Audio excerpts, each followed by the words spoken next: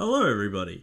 I'm gonna sort of preface this one. This is a very long episode. I recorded a lot longer than I usually do for these kinds of episodes, but I did this episode with a very special guest who I've been talking to for a while, and this is the episode that I've been referring to for several weeks now. It has a very special guest on, and just gonna warn you. There's a lot of tangents at times. One I kept in on my guest's request. So, yeah. And this is also the final episode before episode 100 goes out next week. Episode 100 will be out next week.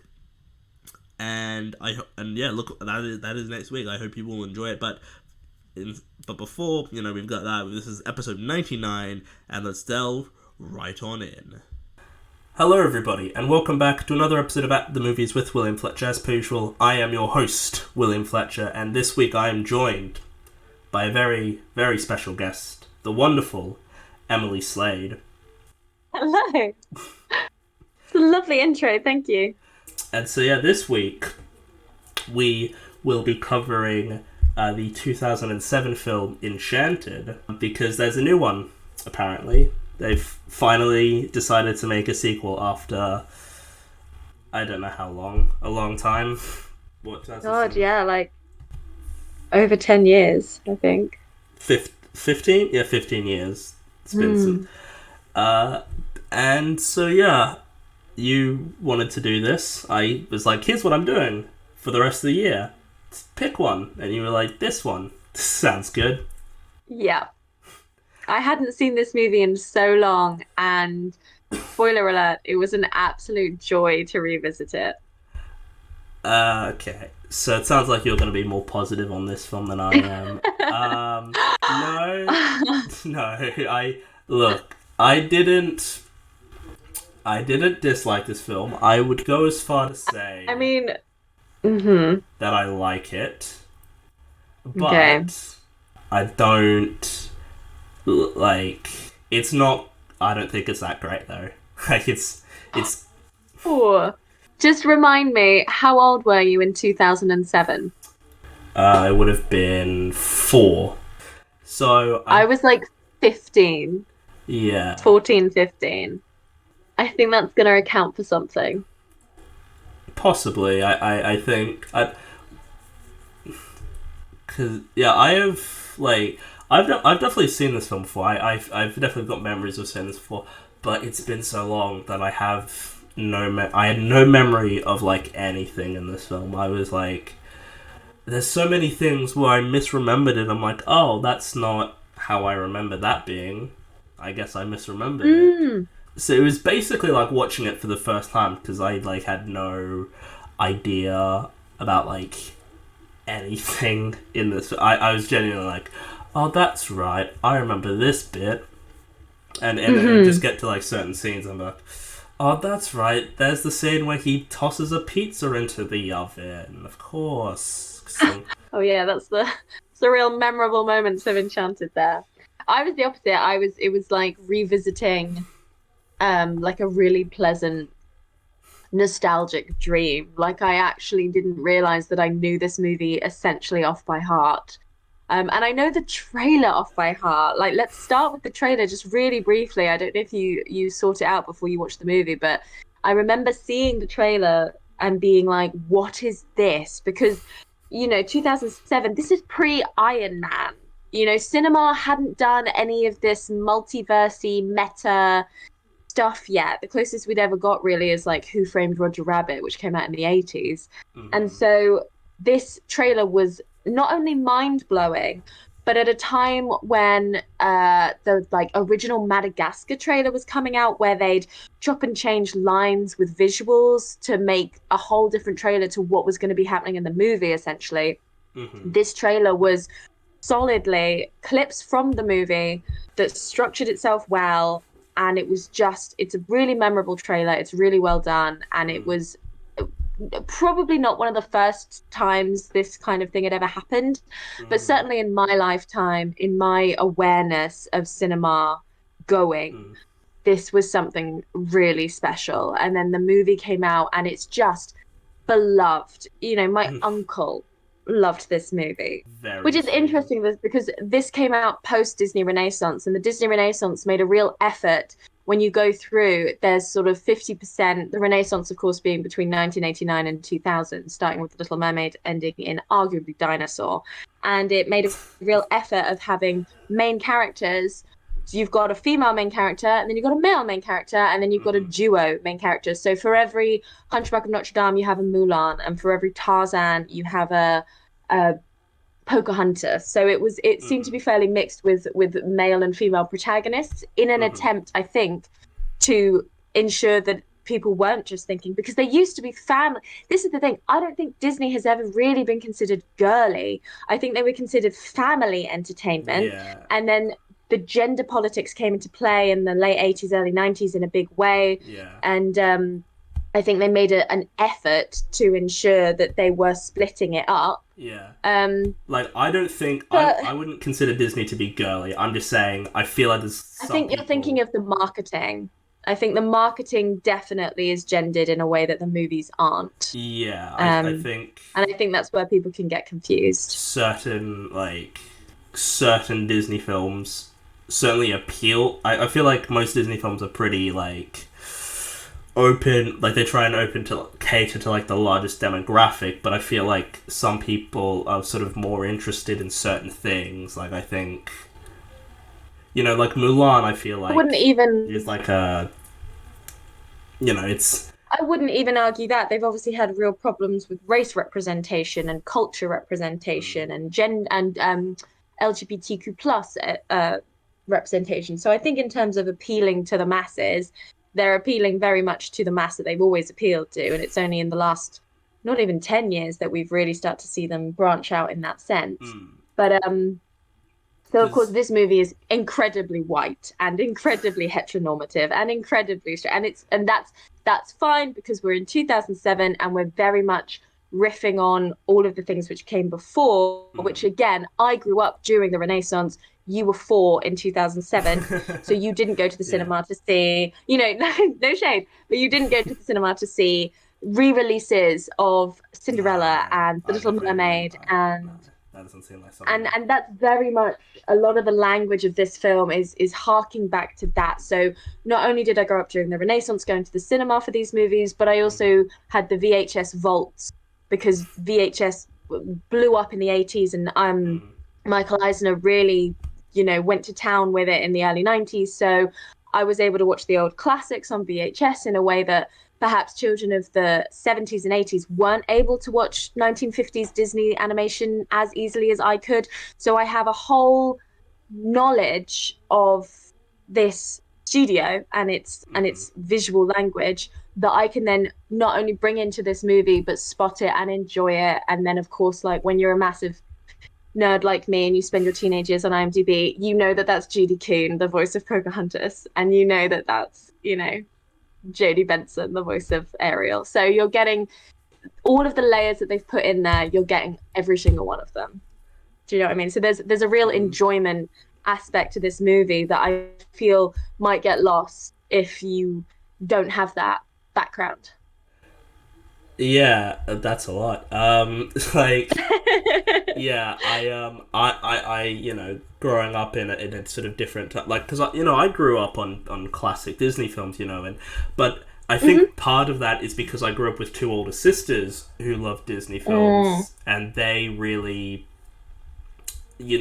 and growing up with a dad who was always about like because my dad was very much for someone born in the late 60s and grew up in the 70s and that he's very much open to anything like in terms of representation and that, and so growing up with two daughters as well and having two daughters I think really exposes me to certain films that like if I had grown up with brothers I might not have seen as like sort of the Mm-hmm.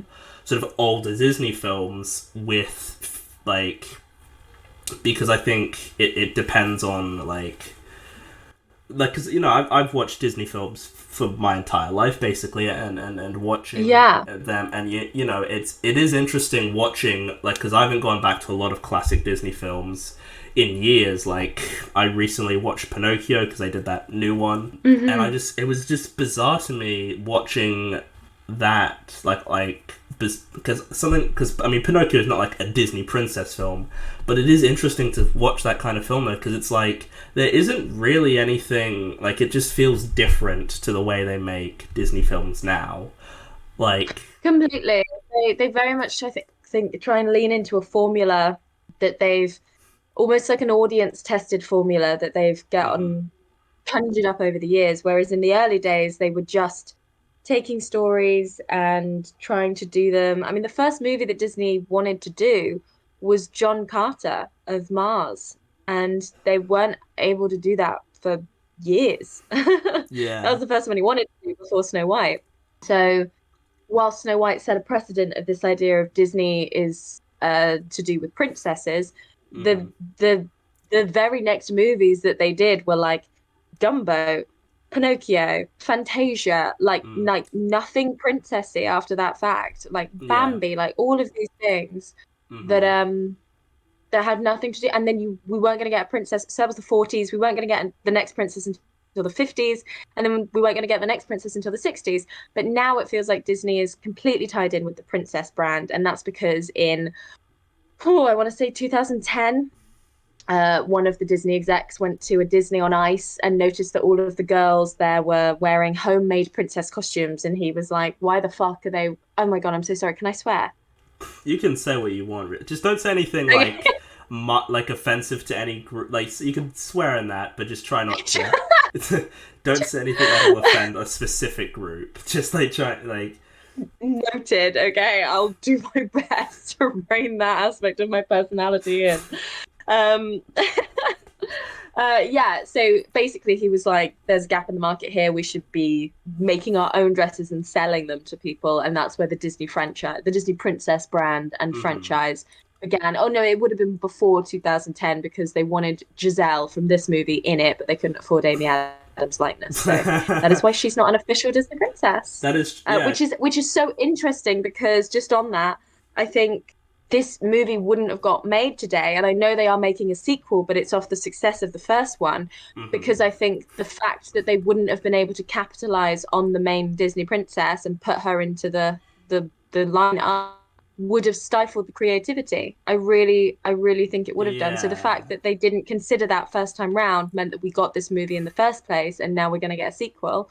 Whereas, yeah, I think it wouldn't get made today, which is very sad. Yeah, Disney has sort of I think like what sort of Disney animation, just sort of the main, not like branching out into Pixar or whatever. I think just like the main Disney branch is because it feels like, what was the last, like, prince, was Moana the last princess they added to? Is she a prince? I don't like Oh, in the official Disney in the princess lineup? yeah, is Moana a Yeah, I prince? think so. Let's just have a quick Google because I don't think Elsa's in it, but Anna might be. I Um, thought Elsa was in it. no, I don't know. Hang on. I mean, that whole lineup of, I mean, I don't like, Mulan is in that lineup, if I'm not misrem if I'm Raya, Raya right. and the Last Dragon. She was the last one. Oh, of course, man, that speaks to how forgettable that film was, I feel. Um, but like, it's interesting because, like, I'm not like, you know, I'm very much like, I think it's interesting seeing female character, because a lot of classic Disney films, the female characters aren't particularly well written. If I mean, from my perspective, I think it's taken just films in general to, and TV as well. I mean, Jesus, it's taken forever for us to get really good female characters, and I just sort of think, like, if I was to go back to classic Disney films, I'd be like, man, these characters are not that well defined, are they? And I've sort of touched on these kinds of things before, of like female characters in general, and I think this film, Enchanted, I think has some pretty good female characters, which shouldn't be a surprise. Like, I feel like that should just be a standard, but I think the fact that I'm so like surprised that there's multiple like pretty solid female characters is kind of a sad indictment on the film industry. I feel like where How early are we talking? Like, what examples uh, would you give of good female characters, of bad female of bad female characters? characters. I mean, I don't. I mean, I don't. I probably don't. I'd have to rewatch them, but I can't remember Snow White or like any of the early like or Sleeping Beauty or Cinderella. Like I can't The point to first like. three are often the easiest ones to scrutinize, and I would argue within the context of their own movies, they're really well fleshed out. Cinderella was Disney's favorite character. I don't know if that stands for anything because he was a massive, horrible racist, but um, they're well put together characters. They're memorable. And I think what it is that like it's very easy in this postmodern whatever wave of feminism we're in world to look back on traits like kindness and um that sort of thing and sh call it a badly written character trait, but like there's nothing inherently wrong with any of them, I wouldn't say. And within the context of their own movies, they fit. And to be honest, they're as well fleshed out as their male counterparts, as their love interests, as their mentors. Like everyone has the same, they don't stand out as being badly written or two-dimensional because within the context of the movie, everybody is in the same world, which is really well showcased in this movie that they're absolutely fine and they work well together as long as they stay in their own little worlds. Does that make sense? Yeah, I think I think sort of in general, I get maybe I'm just taking something from sort of my general, because like certain films just in general, like beyond not just Disney films, just have badly written female characters, and maybe there's sort of I'm taking elements of that and just sort of making like having this idea of like maybe these classic female like Disney princesses aren't as well written anymore, like because of like when you like because I feel like when I see a badly written female character, I'm kind of just like, well, like they could be, and I feel like I think also I could be taking sort of from modern female Disney characters like Moana or Anna from Frozen. I think they are characters who I think are very well written and well defined, and I don't have as much memory, and I remember those characters more than I sort of remember older Disney princesses. And I don't know if that's because I haven't seen those films in so long, or if it's more of a thing of like maybe I just Yeah, didn't and find them to be. it's going to appeal to your sensibilities and your own what you're used to in the world. So, I guess the 90s was littered with these sort of like action women. They thought strong meant they needed to be like intense and kind of like bolshy. So you had your Esmeraldas and your Megs and your, sarcastic Jasmines and things. Mm-hmm. Whereas and people would say that that's more interesting and well written, but it's not any more interesting or well written than Sleeping Beauty or Cinderella. It's just a different type of writing, and Mm. you take what you can get from the Disney studios in terms of their women and their female representation, and everybody. It's so easy to just take. I think you're right. I think there's so many generalized opinions on it, and no one really looks beyond. No one actually watches the movies. Mm-hmm. Um, I don't think. I think this movie does what Frozen wants to do a billion times better, and Tangled. And I love both of those movies, but this movie does it better because it's earnest and it's like genuine and it understands what it's trying to do. Whereas those movies felt shallow in what they were trying to do because they were like, oh, it's hip to be meta now. So I guess we'll just be meta now. But we also have to stick to this formula. How are Mm. we going to do that? And this movie takes the time to make that happen in a way that makes sense, whereas the other movies are just like a buh buh buh a buh buh buh. That's my reasoned and logical opinion. I think this film really like has to sort of get onto the film now, because we've sort of been talking about sort of general Disney, to get sort of onto this film, I think that, like, because I've seen this film before, and I always liked it, but it certainly isn't a film, like, I will say there are things that I actually gained an appreciation for in this watch that I was like, that's actually so much better than I feel like it should be, or that like it like in terms of performances, I never really remember this film for having good like not like that they're bad, not that they were bad performances. I just never I'm gonna need to open that is a take. Oh boy, come on. Hit me with it. I never like thought, like, I would never go to this film to be like, these are like really good performances or anything. I never consider them to be bad per se. But on this watch, there were like, I like for most of the I was sort of like, yeah, they're alright. Like, they're not anything particularly standout, but they're all. But for the most part, there's a couple characters that I thought were really well portrayed, actually, and really. Who was that? Giselle. Yeah. And shit. Sorry, give me a second. And Edward, actually, I thought was far more defined than I remember him being. Yeah. And I actually thought he was pretty solid. Actually, I thought James Marsden actually was not. Because like, he's not like an amazing actor or anything, but I've seen him in a few things. But like, from what I've seen him in, in X-Men, he's very bland. He doesn't do that. Oh, I forget that he's in X-Men. Did watch Hairspray. What's Westworld? Like, come on. I have not. Give him some credit. But in this, because Amy Adams, she's good in everything. Like, even the remake of Straw Dogs. Like, come on.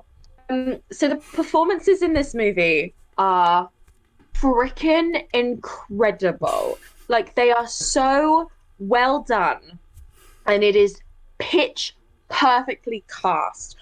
Amy Adams, and this is a renowned opinion, deserved a goddamn Oscar for her portrayal of Giselle in this movie. James Marsden manages to take something that easily could have been foppish and two-dimensional and turn it into a genuinely charismatic, comedic performance. And on top of that, he sings and dances. Timothy Spall is fantastic playing a role he's probably very used to playing in the sort of Mike Lee, like that sort of bumbling, sidekicky British, but again, brings a real gravitas and emotion to his portrayal. Susan Sarandon peaked at the like older actress trying their hand at the stepmother routine, which we'll later see Cate Blanchett do and Julia Roberts do, and all of these women are having a go at these characters, but Susan Sarandon fucking nails it here. She is a joy to watch. You cannot take your eyes off her, and all of this has also got to do with the costumes and the setting and the writing, but the performances really shine through of all of those things as well.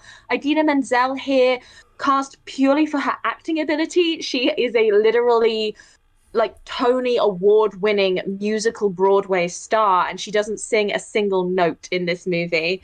And she still manages to hold her own around all of these other characters that, again, so easily could have been over the top in a gimmicky way, or like sour, or they could have easily missed the mark, but they all picked strong enough actors that were able to ride that line and fit the tone of what they were going. Like, everybody just seemed on board with this movie. It was like they all had a meeting, they all did the circle, they all counted to 10 with their eyes shut, and they were all in the same movie, and they balanced each other really well.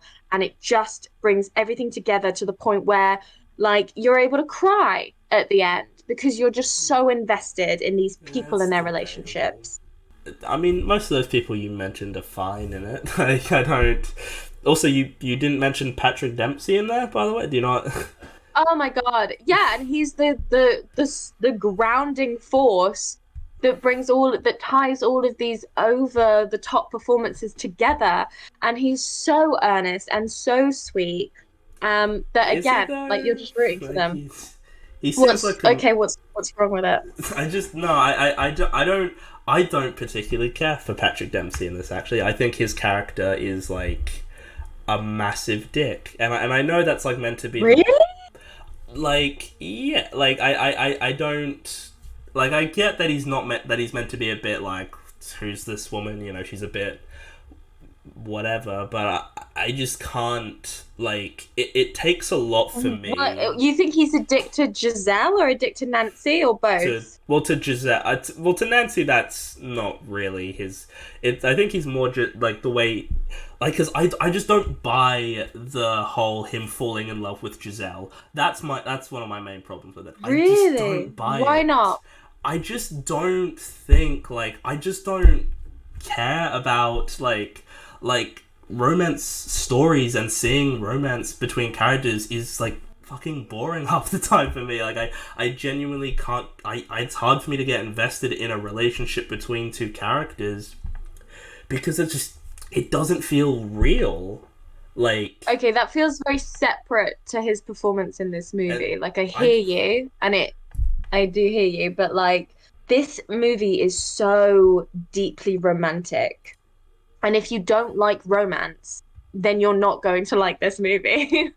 well, I didn't really care for the romance part of the film. Like I found the whole like true love's kiss thing. I just found that to be so like I understand that like it's sort of a trope and everything, but that doesn't mean I can't find it just like I don't know if lazy is the word. I just don't care. Like I just didn't. It's like the whole point of the movie is to like deconstruct the romance of a Disney film. Like that's the point of the movie. So if you're not on board with romance in Disney films, you're not gonna like this movie. And Well, that's completely valid, well, I'm not. but like that Yes, is the whole point of the movie. I It's like wasn't. watching Alien and being like, I don't care for sci-fi horrors. Like I just don't like any movies with aliens in it. And then everyone's like, well, why are you watching Alien then? But that's a different thing. But also, I just felt like it just wasn't like I like. Sure, that may be the point, but it just wasn't something that I was like. It like because I just seeing romance stories in general just kind of are like things that don't like even if that's the point of the film, it's kind of just like well I can't like that's I don't dislike the film at all. I think it's perfectly solid Yeah, and that's everything. it's completely fair enough. Well, honestly, I just kind of felt like again I'm aware that like this is the point, but like but also to be fair, I also do think like he has sort of legitimate reason to be annoyed with her, but also I just can't like. Well, I think that's valid. It also just doesn't make me like it. Like I don't know if I'm making like any sense at all. But him being, I understand why he's upset, but I also But I don't. think I also can't I think sympathize with actually him as that it because like just the way he acts. Like I understand why he's acting the way he is, but that doesn't make me. But that also turns me off it. I guess if that makes sense. yeah, like what would you have preferred he acted then? Well I don't Like know. how would you That's sort of the thing is I'm not like entirely sure.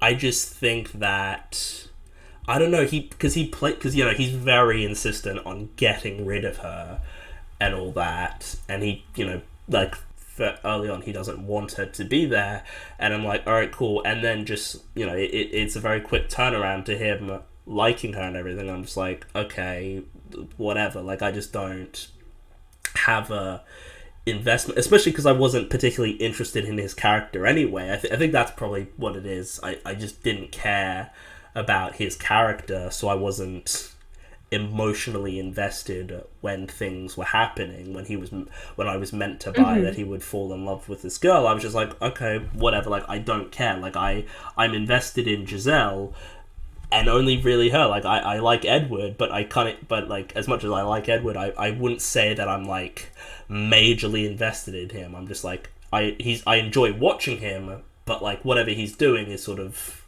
not as big of a deal to me, I guess. Like I just don't have a like And it's because he has to play this very grounded, real. Him and Idina Menzel have to play these very grounded, real characters. Um, but I think they do slot in nicely, and I fully believe that he falls in love with Giselle. I fully there's lots of things that he does very early on.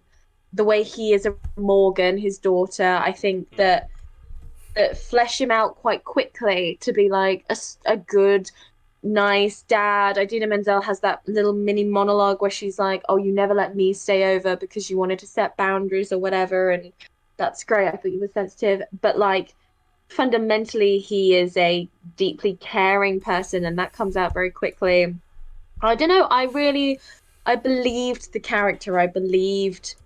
I believed all of the beats that he had, and it made sense. It was like, it always felt like the right time that he would be like, okay, enough, you need to leave now, I can't help you.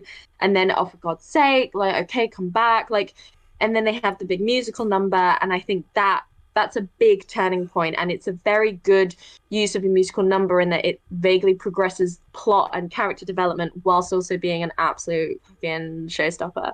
So, I mean, I don't know what you the songs in this movie. yeah, they're not bad. I think like I enjoy musicals, good ones. Like I like what I like, and you know I've talked about musicals on here before, and I have watched musical films, or I watch them. You know, I think they're a pretty. A lot of the ones I've seen are quite good. You know, there's the occasional mediocre to bad one, but like you know, not every film in this sort of genre can be. You know, they're not all made equally, and I think this like is fine. I don't think it's like the songs are you know they're enjoyable, but it's not like like I'm not gonna point to any of the songs or any of the musicals like sort of the set pieces as like, oh, this is a great musical, like this is a great musical number in a way that I would point to something like say Little Shop of Horrors or Nightmare Before Christmas or anything like that. Like those films have excellent musical numbers, and I would point to them like these are some great musical numbers, and I wouldn't do that with this film. Yeah, and again, they're sort of almost parody songs, like almost all of them are. And so again, there's a real enjoyment from the sort of again, it was the very first time that we were seeing things like this. The cleaning up scene, which is a perfectly fine song, and then it's accompanied with these visuals of like all of the vermin of New York City, Oh, that was and so it's like gross. funny. It was It's so funny though. it might be funny, but it's fucking gross. Like I would be like, just it was like I feel like I'm maybe sounding more negative than I am on this film. I think like it like it's fine. I just don't have as like it's just hard for me personally getting in like you know certain like I just sort of I sort of appreciated sort of some of what this film was doing and what it was trying to say. It just didn't come together as like a full as like it felt a bit half baked, I feel like, and it didn't give me what I wanted because I was sort of thinking like I was you know like it's fine what I did get, but I'm like I feel like for me and from my perspective, I don't know, it just feels like it's missing something that doesn't quite work for me, and that sort of is the Okay. sort of thing with it. Really, yeah, I don't know. It just feels like something's missing, and I'm not entirely sure what is. I just feel like it's not complete. Like feels like there needs to be something else there, but it's not, and I can't exactly pinpoint something like sort of right now. Maybe over the course of this, I can figure it out through this discussion, and maybe I can be like, okay, that's what is missing. That's what I feel is missing for me personally. Hmm. Yeah, I disagree. I think it was fully realized in its vision. I think it was exquisitely cast. I think the songs tied it all together really nicely.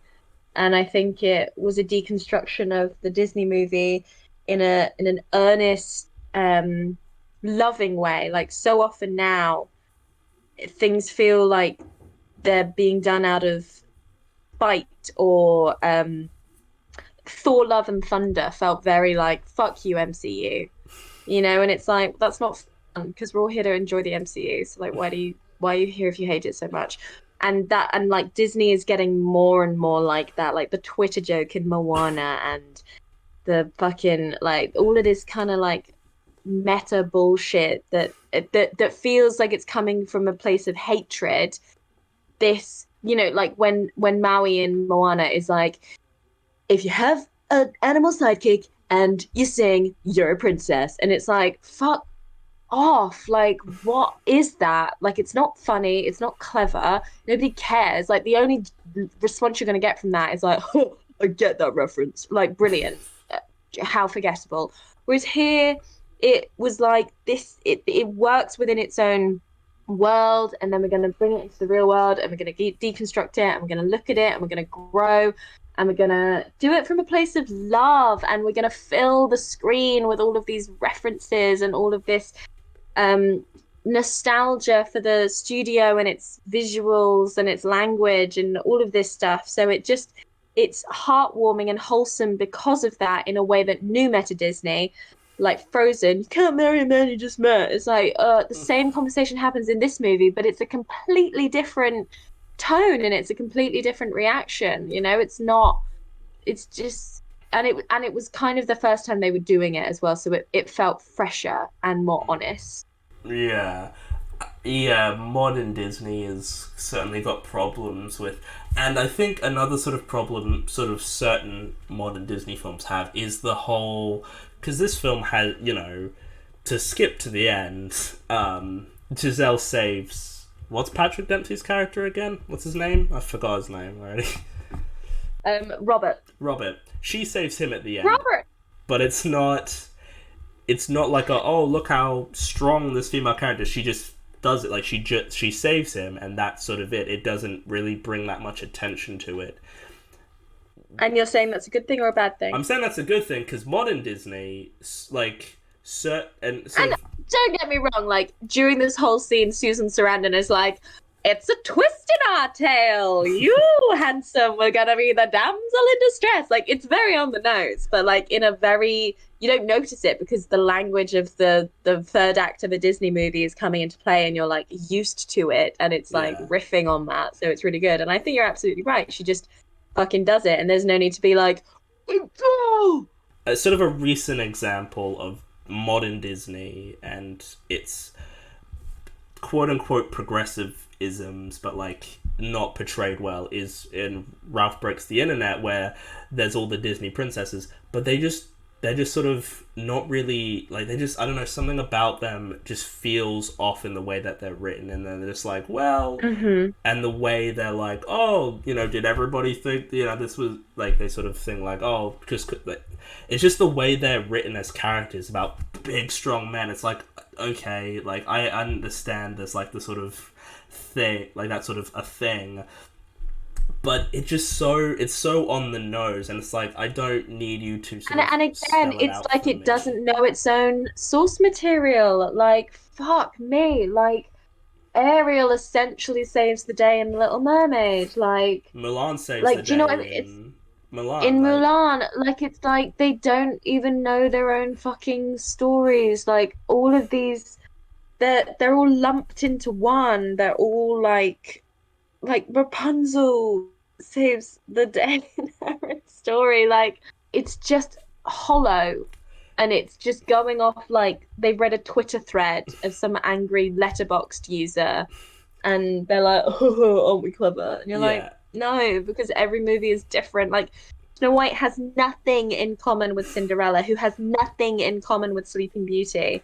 Like yeah, and yet they really love to just lump them together. There's decades apart from those three women and their movies. So the mm, visual art style is different, the character is different, the voice is different, the singing is different, like everything's different, but they just love to be like the big thing about Disney I always find is that people love to be like, Disney's so twee and gross, like Bambi on the ice. Bambi on the Ice was a scene that was going to get cut initially. Somebody had to fight to keep it in. Secondly, that movie has like so much death and so much trauma. I think like Disney, Disney wants to sort of nowadays at least wants to create this image of progressiveness, like sort of seem Yeah. like a progressive company, and it's like, could you just like write female like? Because I'm not one of those people who's like, oh, female characters, or they need to be like this. I'm not like that. I'm just like, I don't. There's a difference between writing a strong female character and a strong in quotations female character. Like, I just show me that they're a strong female character who can get shit done. Don't just be like, oh, she's so good at everything. We don't need to show it to you. We can just tell you. And like that's a problem. Like the new Milan film had, that the remake had, because it doesn't really like. And she's just also so much like far less interesting as a character, and she's not really doing anything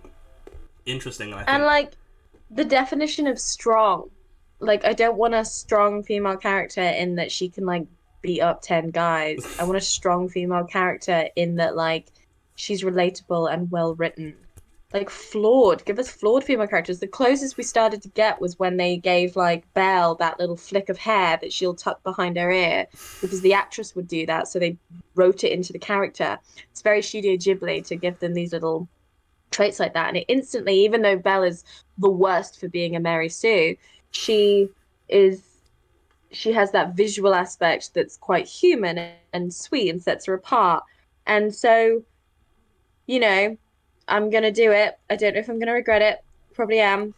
Ghostbusters 2016 has really nice, strong written female characters because they are just, yep, stay with me. Because I got to go and watch a movie where fully realized characters hung out and did shit. And I didn't give a shit that it shat upon a franchise. I don't give a shit that it was bad or weak or bad storytelling or shit visuals or anything. Four female characters hanging out and just doing shit in a movie. Do you have any idea how fucking rare that is? Do you have any idea how like long we waited to just see a mediocre action movie with four women in the main roles? I That's all we imagine. fucking asked for. I mean, My you are asking. entire lifetime, my entire lifetime is how long I wait. 2016. That's how long I waited. Yeah. So it pisses me off when people are like, this movie's shit. It's like you have had countless mediocre shit movies where you've just got to see an array of male characters dick about and do shit. This felt like our first, and obviously it wasn't our first female-led movie ever written there, but like just a popcorn three-star movie, but with women at the heart of the story, and not women because women they're getting pregnant or they're on their period or they're somebody's girlfriend or they're like doing women things. They were just people that happened to be women, and like it was a fucking joy. And I watch that movie all the fucking time because I love it. I love it. And that is what we want. That's what we just, that's fucking, we don't need women to be activists in their own movies. We don't need them to make statements. We don't need them to represent the whole thing. We just need them to be there. Just be there and be a three-dimensional character, you know? That's what we mean Yeah. by strong. I mean, I didn't care for the Ghostbusters film, to be honest, but like, I also don't care if people do like it. Like, I don't give a fuck. Like, it's a movie. Like, it genuinely, I can't stand people who are like, oh, women, fuck that. Like, because you see it all the time now, where like a film, like you see a trailer for a film or a TV show, and there's literally any female character. There's some fucking dickhead who's like, this is gonna be trash because there's a fucking woman in it, and it's just like, You know, just I'm a wait. woman on the internet. Just yeah, and it's just like, or maybe just like wait and see. Like maybe it'll be good. Imagine how we feel. Again, I'm just giving my opinion as someone who doesn't deal with that. But I do sort of be like, I do get annoyed, at people who just will write off anything if there's like any form of female character, and it's just like, come on, women are like exist. Like I don't see how it's woke to showcase just the society we live in. Like seeing people of color, I don't see why that's a problem. Why people have that problem? Like it's so Yeah. bizarre that that is a problem and is controversial, but like that is just the world we live in, where just Mm. and I think like and it just goes across any medium. The Last of Us Part Two, which I recently played, which is a fucking great game. Okay, like it is amazing. The people who got upset over it are fucking idiots and need to get over themselves because like it's so good as a story, and they're just upset because you don't get to just kill zombies because it makes you think, and I think that's a problem that certain people have. They don't want to think about things. They just sort of want to look at things at sort of a surface level and don't like analyzing things because they're just lazy. You were saying with Ghostbusters, like, that first trailer came out, it had like hundreds of thousands, possibly, I don't know if it got to millions of dislikes, but it got a fucking shit ton of dislikes just because there were I women. know, I was there. And it's just like, it's just like, do we have to? Like, Mm. you can just like not watch it. Like it's pretty easy. Like it's not you're not forced to Mm. watch it. Like it's not like and the existence of it doesn't affect you in any way. Let's just make that like the existence of Ghostbusters 2016 or like Ocean's 8 or The Last of Us Part 2 or anything where Loved there are Ocean's 8. or just any form of media where there are multiple female characters. The existence of that does not affect you in any way. Your life will not change, for better or for worse. It will stay exactly the same with or without the existence of it. Like, it doesn't. It's just, like, bizarre the levels people will go to review bomb pieces of media, all because women. Women. Like, it's just, like, it's. And I feel like this kind of film, Enchanted, to bring it full circle, I feel like this is a film that if it was made today would probably be would get a lot of shit from people. I feel like for It's like interesting. I was thinking about that because obviously there is a sequel, so I'm going to be interested as to how they keep the love of the studio coming off the back of like what this was 2007, so we just yeah left the Renaissance. We'd probably had what Lilo and Stitch, which was a little the trailer for that was a bit meta, like it was multi-universe. It was a good trailer. Possibly would have had Treasure Planet by now, possibly Home on the Range. But we're mainly coming off the back of this like massive Renaissance boom, which was pushing the Disney Princess formula. The Disney Princess formula, we're now in a post Wreck-It Ralph 2, as you've mentioned, world. mm, So I'm going to be fascinated to see what they do with it because they're going to want to have to appeal to new audiences as well as old. And I'm a little bit worried. The most recent example of someone doing this kind of thing well was Chippendale Rescue Rangers. that But was but this is a completely different yeah they're not genre almost. yeah like this So is I'm yeah going to be really interested actually to see how they walk that line. And especially because now Idina Menzel is Elsa, and she's obviously going to be in this movie as Princess Nancy. And yeah, I'm really interested. I have a lot of hope, and I worry that it's going to be misplaced. But I really hope that the original creators and the original cast members can come together and do it justice and give us, the same loving love letter to the animation to the studio that the first one I would argue is, rather than this postmodern, sarcastic hatred of its own mm. past work. So back Yeah. on to Enchanted. Yeah, I think it's we haven't really talked about the film that much, but like yeah, I think that this film yeah it's sort of open yeah it has 2D animation which I really really love. It's a shame we don't see it It's that much anymore gorgeous. because it is like the most superior. Well, like I would Well, this argue. wasn't animated by the Disney studio, I don't believe. I think they outsourced it to a different animation company. but it was still 2D animation. weirdly. That's yeah, that's Oh yeah, completely. And yeah, like then this was 2007, and in 2 years' time we would get The Princess and the Frog, and then that would be the culmination of it all, which is a gorgeously animated movie. yeah. But But it didn't make enough money. yeah, It didn't do well, so they're like, oh, we're just gonna stop doing that now.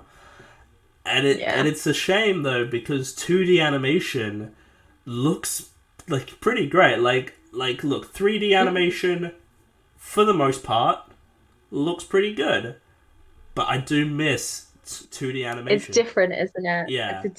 It's a different look. Like I miss, I have a real soft spot for, and I'm probably alone in this, but like when you could see the sort of pencil sketches Mm, underneath, where you could see the like rubbings out underneath all of the frames. Like I just really love it. I think it's just so good and well done and beautiful. And so it's a mm, joy to see it here, and it's yeah. lovely. It's the design of the Angelasia is so gorgeous, Hmm. and yeah, it's all really good stuff. And yeah, it's interesting to watch 2D animation when for literally the past few years, like outside of like Studio Ghibli and that, like you don't see 2D animation anymore. It's just like an art form that's just gone, basically. Mhm. It's only an American, like, because and it's interesting because it's and I feel because it's not like a lesser form of animation. Like it's pretty hard to do 2D animation. I don't think any sort of form of animation is lesser than. Like I think they're all sort of in terms of quality, they can all be like the same level. Like stop motion animation looks incredible, but like it Mm. also takes so long. It's Oh my so God, I couldn't do it. I'd like hats off to anyone in that industry.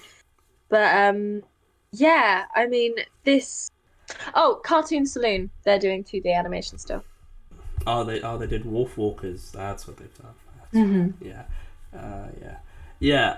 But yeah, it was interesting to watch this 2D animation because I knew the first bit was like there was a few bits that were animated. I just forgot that like it's not like I don't know if simple is the word, but like with 3D animation, you can really you really notice like how in detail just 3D animation is in general in a way that 2D You can like animation. see every hair on their head and Yeah, stuff. and like Yeah. the characters characters can have like their teeth can be they're not just pearly white straight teeth like they're different or they've got they've got you can create more like so you can do a lot more with 3D animation, but there is a sort of simplicity to 2D animation in terms of like it's not as in depth as 3D animation is usually, but it doesn't need to be. It just sort of needs to for this film. It needs to sort of just be. It sort of needs to be very simple, but it does pretty well, and it looks really great. Like it's not, and yeah, but we don't really spend a whole lot of time in this animated world. We go to the real world in New York. Must be a massive pain to shoot in because New York is a, like it's big and there's a lot of people in there. Like and plus you got to get the rights for all because there's just so many advertisements in Times Square or whatever, and it's like you got to pay to like use all of those. Like those they've surely got That's to mad. add up. And yeah, and then yeah, we've pretty much for most of the rest of the film. There's the yeah. Another thing I didn't actually care for, I think the CGI at certain points doesn't hold up as well, and it like I know what you mean. There were a couple moments in this movie. The CGI is like fine. Like it's better than Fellowship Gollum. Hell, I would argue that it's better than Two Towers Gollum, and Two Towers Gollum was fucking groundbreaking.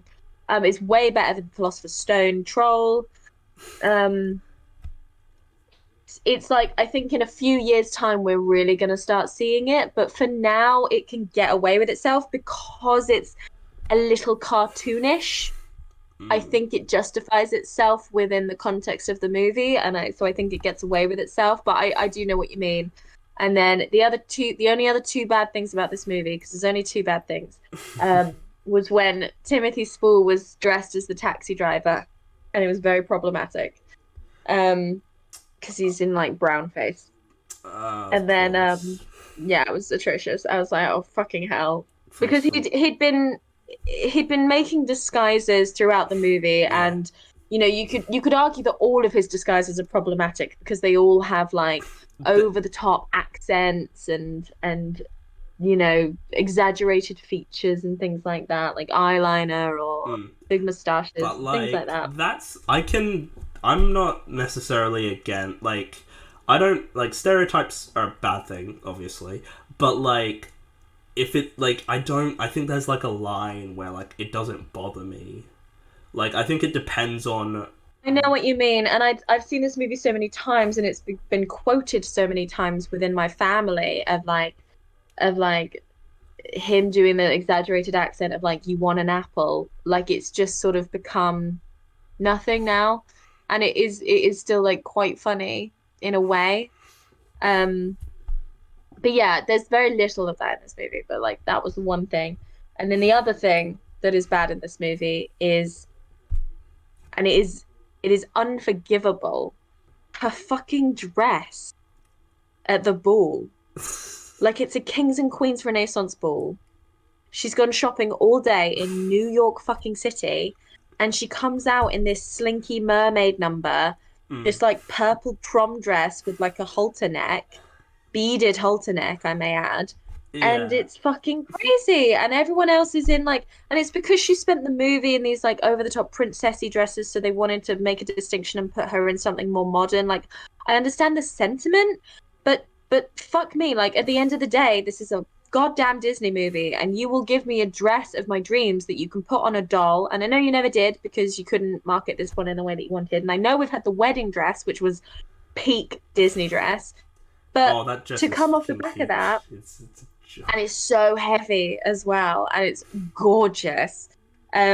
But like this fucking purple, and she straightened her hair. It's very 2007. Like all she needed to round off the look was a pair of Uggs and like a clutch purse. Like it's so disappointing.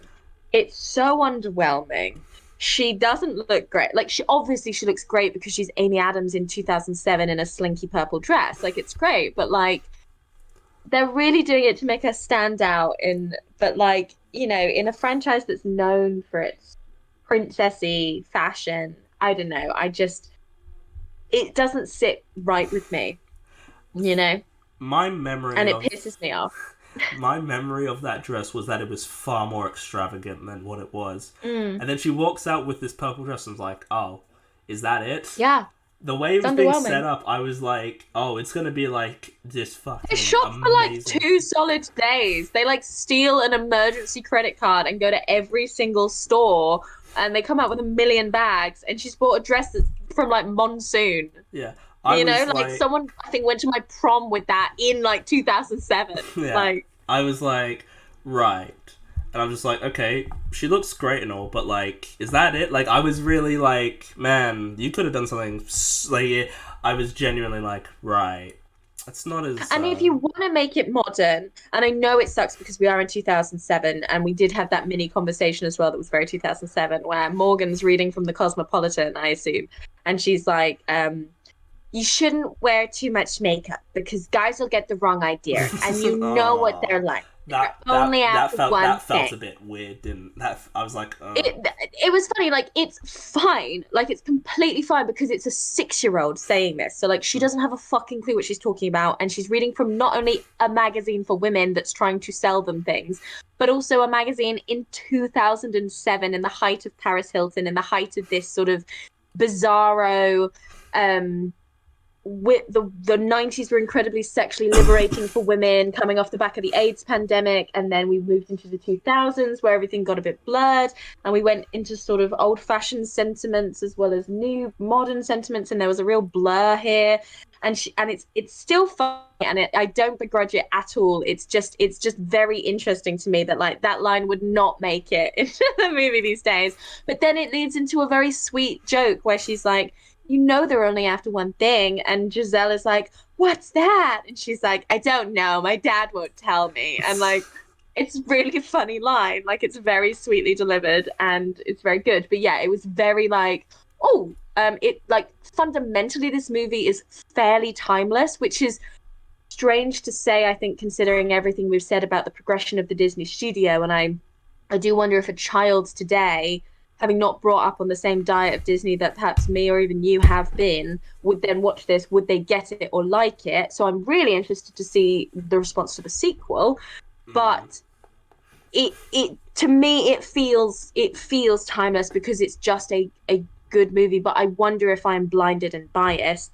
But that is one moment where that and the dress, I'm like, oh, it's 2007. Giselle is in New York. There's just lots of people. She's having a tough time of it. The guy steals her. What is it? Her tiara? Is that? Yeah. And then She meets a. Yeah. Yeah, and she runs. And I'm just like, that's just really. It's a horrible thing to do, isn't it? It's real. The film does portray that you do feel sympathy for her, because like she's in a strange place with some strange people at times, and like it's not. Yeah, it's a fish out of water tale. Mm. Not dissimilar to all of the mermaid stories that came before it. Yeah, I Um, think though with fish out of water stories, I think I can't think of any to mind, but I feel like stories that are telling it like those kinds of stories really need to be careful and not make the character seem like stupid or like annoying. Like I think there's a sort of balancing act. I feel like that needs to be sort of hit. Like I understand. Like you understand. Like yes, this person's in this new place and they're getting into bad things and everything. But there's a line where it's like too far, and I think this film sort of balances that well. I think. Giselle's in New York. She finds what she believes to be a castle. It's not a real castle. It's just a What even it's is a it? Is it? casino. Yeah, It's a casino. casino. Yeah, and she's just and then Patrick Dent. Well, we're sort of introduced to him like a little bit before. He's like a what is he? Is a divorce lawyer? Is that what he's? Yeah. Yeah. He's the divorce lawyer, and he's. Yeah, that's an interesting aspect. So the whole movie, Patrick Dempsey's working with this couple, the Banks, Leo, and Hmm. they're getting divorced and they're fighting over baseball cards because it's a Disney movie. And I'm Yeah. skipping around a lot, but I feel like we've covered a lot of the movie that I don't think we need to go like scene by scene anymore. No. Just Um, Mm. and he's dealing with this couple that hate each other and they are getting divorced, they're getting separated. And when Giselle meets them later on in the movie, she learns that they're getting separated from each other, and she literally starts crying. And everybody sort of breaks down in the foyer of this law firm, and everybody's like, "What the fuck is happening? This is crazy." And then Mm. later on in the movie, we find out that the divorced couple are getting back together. Mm. I haven't conjured up an opinion around that yet, but I Yeah. think it's interesting and noteworthy. And it's tying into this idea that this movie is perpetuating this idea that like true love is completely fallible. Is that the right word? And Probably. no, it's not fallible. Like true love is like completely true and Mm. honest and real, and Mm. therefore this couple are gonna make a go at it. And like you could argue that they were a couple that like perhaps were overreacting with getting divorced, considering they were arguing over full cards. It's not a million miles away from reality. There's that famous case where people were splitting their Beanie Baby collection.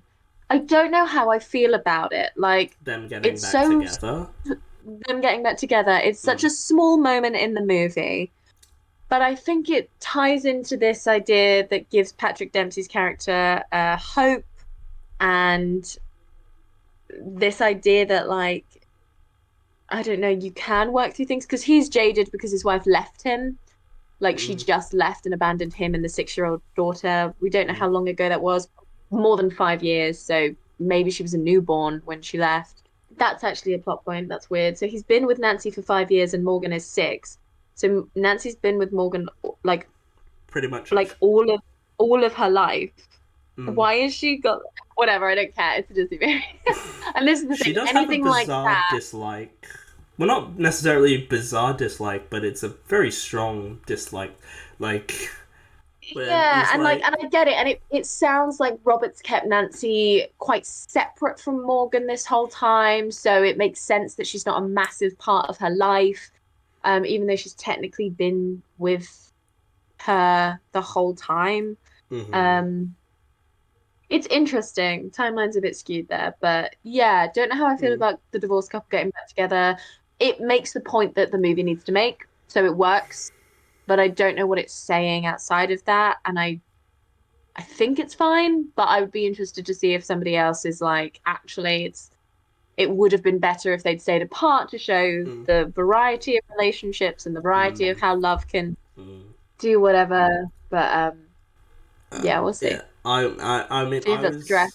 They'll yeah, probably have a fucking cameo in season. I was like fairly indifferent on the whole getting back together. Like I sort of Mm. saw what it was doing, and the whole Giselle helps get them back together. So yeah, Giselle is she's rescued. She falls from a pretty great height. Like and yeah. So then we just basically it's her and Patrick Dempsey, and then because Edward is on his own thing, and like honestly, I was just more interested in seeing what Edward was doing for most of it. I was like, because I just found him to be so like he was so funny and Mm. entertaining. Like I was just like, just the way he like, because it's beyond like you need writing is a big thing, but I do think you sort of need I think acting plays into it too. Like you can't just have you know writing can only get you so far. You need someone to bring the words to life, as opposed to because you can tell with people like, oh, okay, they're just reading the lines, the same lines, but there are others where you just like these people are like they feel like a tangible like this like Edward like he feels real like a real person who might have existed. He doesn't just feel like a guy reading lines. He feels like a character. Like Yeah. He's very well fleshed out. and it's interesting because he is a character who is like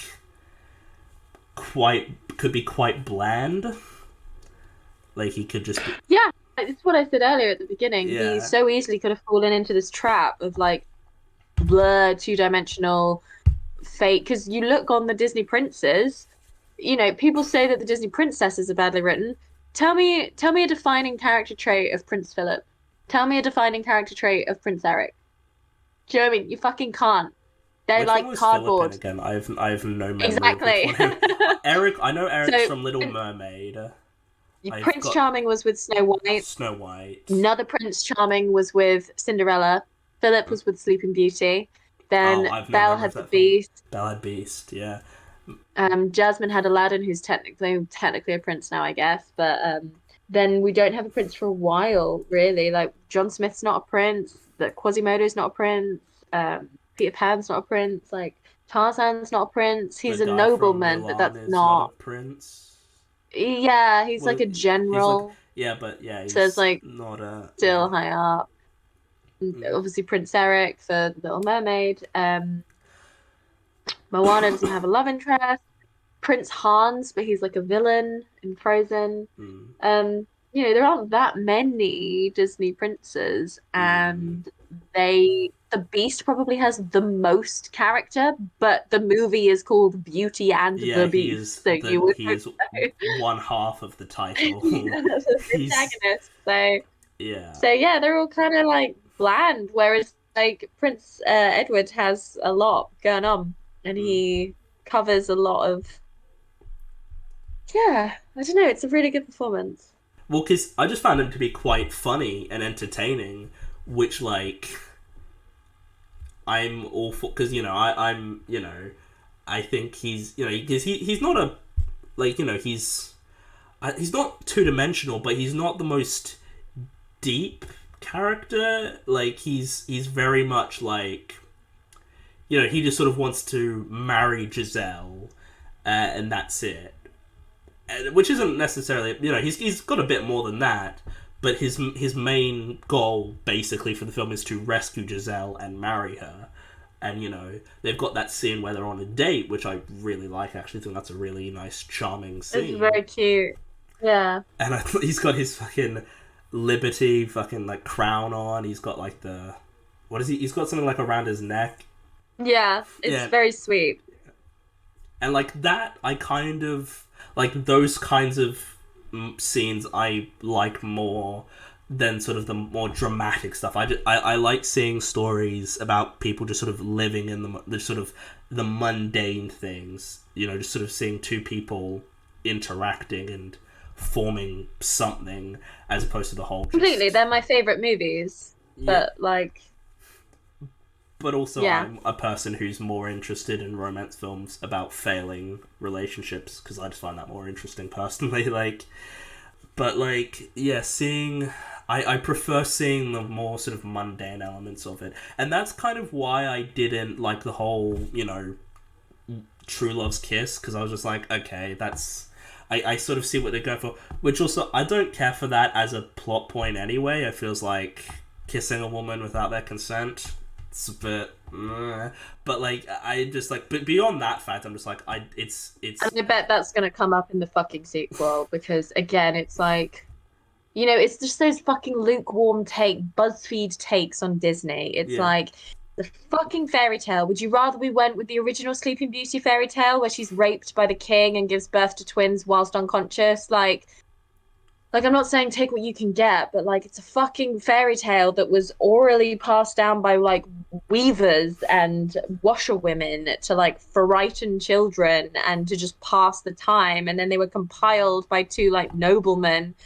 And then Disney took them and like modernized them and made them romantic. It's fucking boring, It's just really boring. All of these fucking takes on the like Disneyfying fairy tales of like, oh, she had Stockholm syndrome. No, she didn't. Like, I fuck don't even know off. what Like, that's in it's so reference to. boring. I don't even know that's. Beauty and the Beast.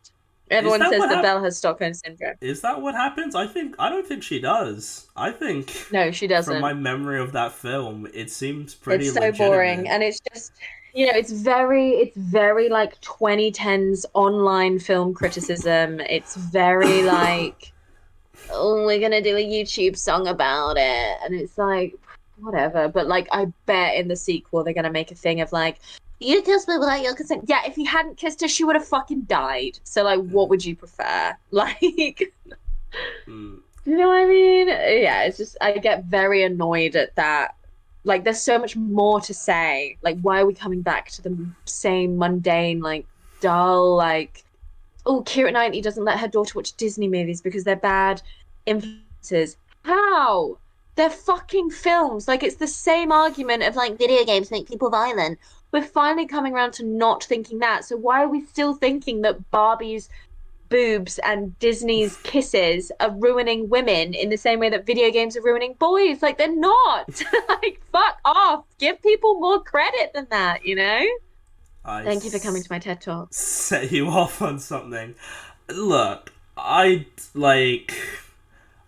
Again, I'm just pointing out my perspective, and I'm just like kissing one without their consent. I mean, I like it's not a good thing, but also it's like it is like a trope, and it's like whatever. I know it's not real. Like it's different. It's a very different context as well. It's not like sort of like, and I think that I mean, Like fundamentally in the context of Enchanted, she 100% gave her consent. Do you know what I mean? Like mm, Sleeping Beauty, you can argue that there was no consent there, but like in Enchanted, there's not even any gray area. Like they wanted to bang. So the kiss was entirely consensual. Sure, she was unconscious, but like I'm sure husbands kiss their sleeping wives knowing that it's they, consensual. that probably yeah. I feel like that definitely happens, and that's not seen as Yeah. yeah. I just find there's sort of these sorts of topics. It's hard for certain people to get a really new, depending on who you talk to. There's not like it's hard to get nuance on certain issues. Like you said, BuzzFeed. Like fucking the amount of BuzzFeed articles where I'm just like, so you're just looking this at like a very black and white situation. You're not considering any possibilities of nuance here, like, because BuzzFeed is just, it's trash. It's not well written Don't get me articles. wrong, I fucking love BuzzFeed, but yeah, it's trash. It's my trash. I'm a little raccoon. Om nom nom. Eat my BuzzFeed But trash, but it's fucking trash. no, yeah, but like, it's fine. But like, I think BuzzFeed, a lot of what BuzzFeed writes to me is just like shit. It's like, It's because they have to come up with these like absolutely bizarre topics to try and churn out content on such a level that they're just grasping around for anything at all. I think Cracked did it before them. I used to watch a lot of Cracked articles that and videos that would have the same. They started out as fresh, but then everybody jumped onto them. Just these like conversations around pop culture, and like it was just all the same. It's all the same. And now yeah, it's just sort of entered the zeitgeist as like common ground, and no one wants to think anything anymore. They just want to lash out these base opinions on things that they probably even watched in years, if at all. And well, there's all this, and throughout the film, Timothy Spall is trying to, kill her, and she's like, nah, but we sort of touched on that before, where he's, offering her, an apple, and then there's an apple teeny, because, she has to eat apples, and it's always thwarted, and then it's just like, oh. But he has a change of heart, which I didn't, like, it just felt a bit too sudden for his change of heart at the end, where he's like, oh, you poisoned her and whatever. I'm just like, I don't know. Like he watched the soap opera which starred Belle from Beauty and the Beast, Paige O'Hara. He rang the love line when he was in the taxi. Like I think it's a thing that's been weighing on him throughout the entire movie, grappling with his emotions and his self-respect. That culminates in him releasing that autobiography at the end. I think it's very well laid. I don't think his because it so easily could have been a 2-second turnaround of him being like, "Oh, I guess I'm good now," because and no one would have questioned it because that's what happens in these movies, and that's fine because something has to happen. Like the script told me to, I guess. But I think it's very laid down, this whole journey that he goes on for his turnaround at the end. Like I think it's well set up, and I think it pays off. Yeah, I just found it to be, I don't know, it felt a bit too, like, I don't know, maybe I sort of understand what you're saying, but it just felt a bit like not as much, like it did feel like a tad too like subtle to a point that like I didn't see it coming, which isn't necessarily a bad thing, but it did just feel sort of like I felt that there wasn't that much setup to it. I've had this discussion with people before about twists and how they're like, oh, and I'm like, if there's like no sort of evidence of something happening, once you think about it afterwards, then it's a bad twist. If it just happens, and then like, I've talked. I know what you mean. I don't think that counts here. I think to compare it to another Disney movie that does try and give you a twist that is fucking bullshit. Here, it's very obvious that Timothy Spall is grappling with his feelings around the Queen, grappling with his morality around what's going on. Very Hoggle-esque from Labyrinth, which again, like not massive, like quite subtle, but like still there, very much so. Unlike Frozen with Hans, that's literally lie to the audience. That's the like they example I lie. Like that's such a to the audience. Shitty like reveal that he was a bad guy. And I'm like, where was your fucking? There was no. They evidence lied. They lied. They gave evidence to the opposite because when Anna is off screen and nobody is looking at him and the only people that are with him is the audience, he looks at Anna in a way at the beginning of the movie that is endearing and sweet and romantic, and it does not imply any wrongdoings. The only hint you get is the voice actor who is Greg from Crazy Ex-Girlfriend's tone and way of singing, and that's the only implication that you get that this guy is evil. Like, but that's way and too and subtle, that's not though. fair.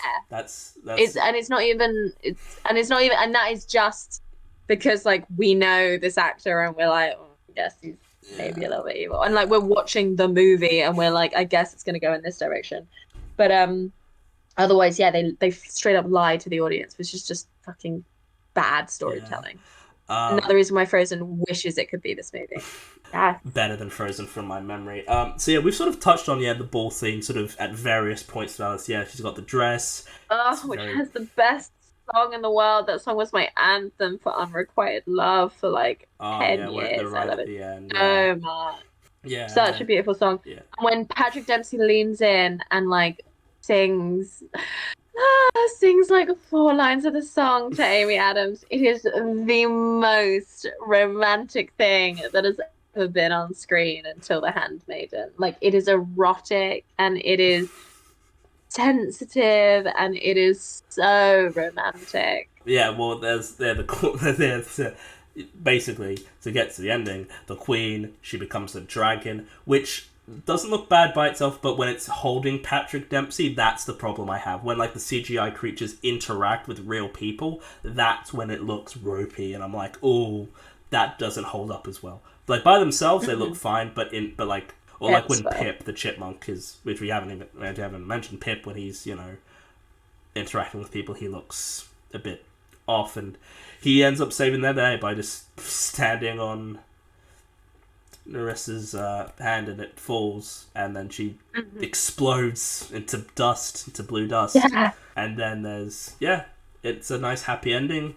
James Marsden and Idina Menzel, they have their thing. They go to, which she's after a far more simple thing. She's just like, he just wants to get married. That's it. I will be interesting to see how they deal with that relationship because that will be the relationship that will come under most scrutiny from a modern audience, I think, because it's Mm, the very classic. Like she literally met him like an hour ago and yeah, then got married to him. yeah, Um, because she was always just after something spontaneous and yeah. romantic and this idea of the modern It woman doesn't. wanting I mean, that. I wasn't bothered by it, but like, Yeah, this, this is the thing. It gets away with itself. yeah. You trust it. So I'm Plus, going to be like, yeah, interested to see how yeah, they deal with it. yeah. I mean, James Marsden, handsome man, like, but like, it didn't. It feels like I think it works. I like the whole sort of they swap because they're like, oh, we're not right for each other, but she's right for Edward, and Giselle's right for, like they. Hmm. Which feel when I say swap, it feels weird to say. I mean, that's what they do, but like, it Mm. doesn't feel like. I mean, I didn't care for it, but it's like it fits within the story. Like that's my problem is I just didn't care, but I understand why it's there and it fits. Hmm.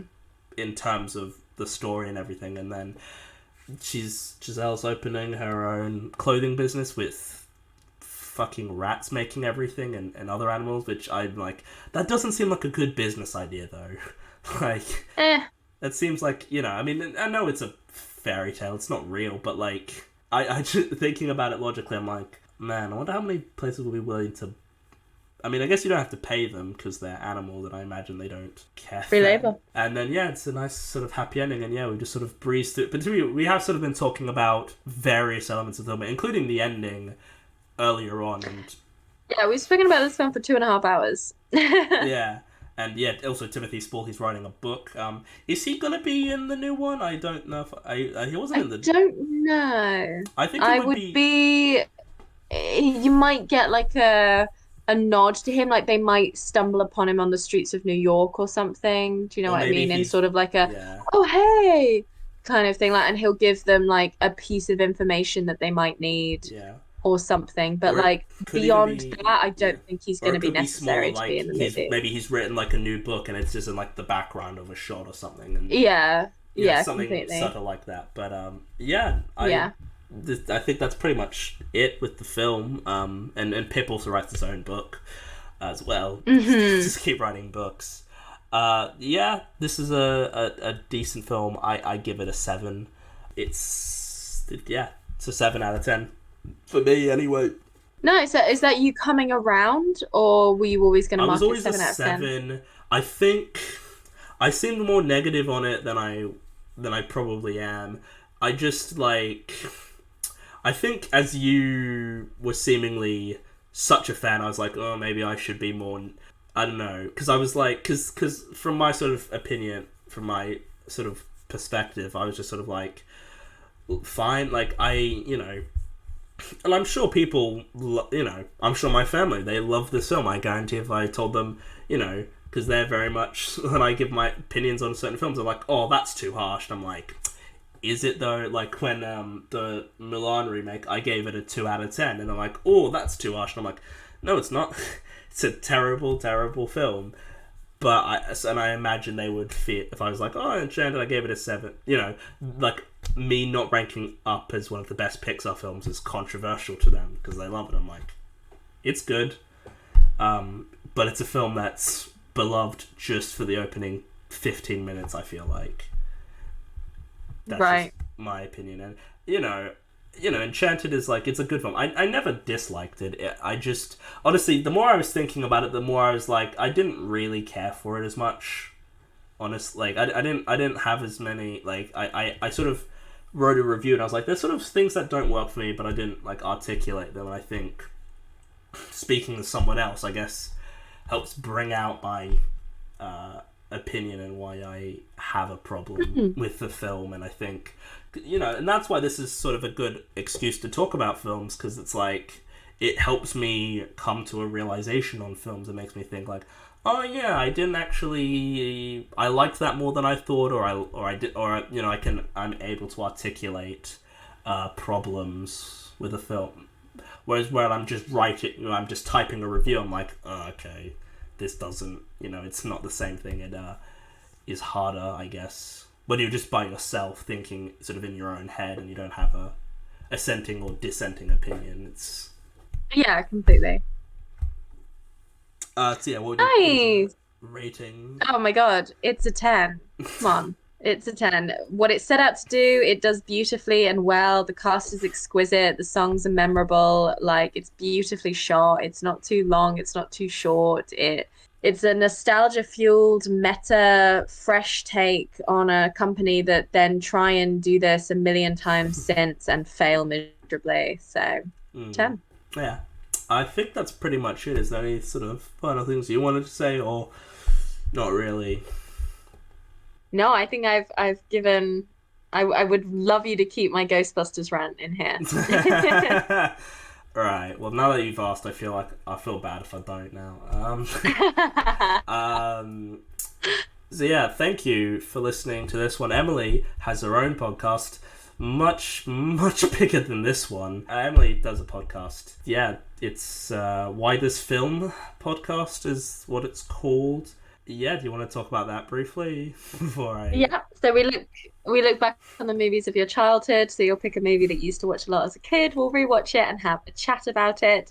We're across most podcasting platforms, and we are on Twitter, and I'm on Letterboxd.